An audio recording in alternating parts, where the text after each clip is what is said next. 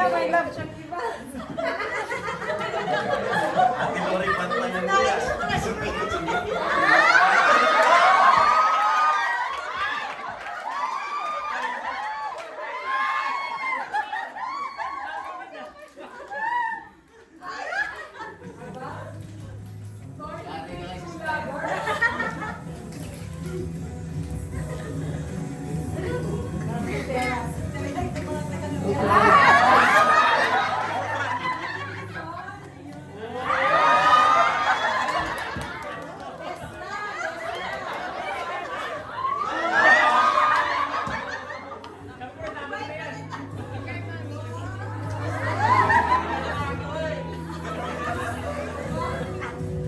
Dami ko ng gold.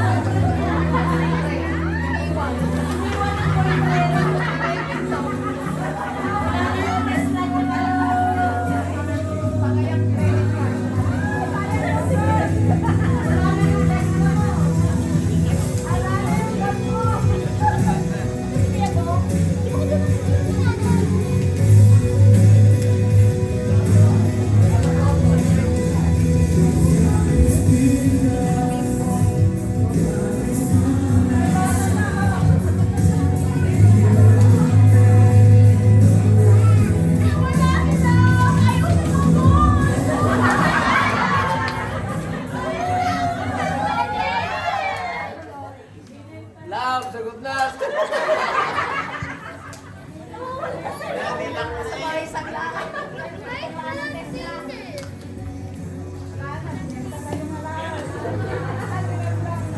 Ano muna, sa tabays.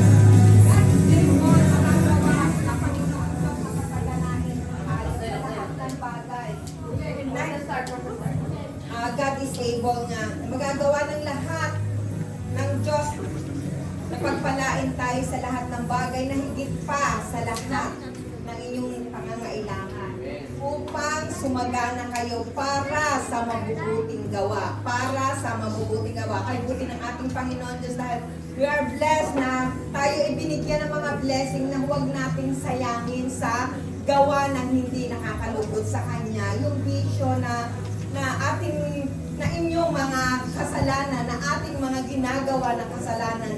Pag disobey, das is kasalanan sa ating Panginoon. Isang paglalasing, yung mga makalaman, pangangalunya, gambling at yung mga pagnanakaw, gawang makalaman.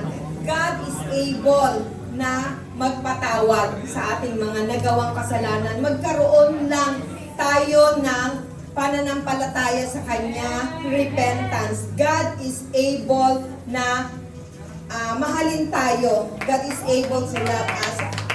I-renew natin. God is able na mag-renew sa ating buhay. Yung mga old na ating pamumuhay ay gagawin niyang new. God is able to change our life. Only God mag-change sa ating life. Ito po ang kindness group. Nandito po si Sister Wilna, Sister Will guys, Sister Maribel, Sister Marites. Kami po ay mga kindness at ako ay tumawa na no. Tama po, tunay na God is able na huwag nating sayangin ang ating buhay. At sabi nga dito is gumawa tayo ng mabubuting gawa para sa ating Panginoon. 1, 2, 3.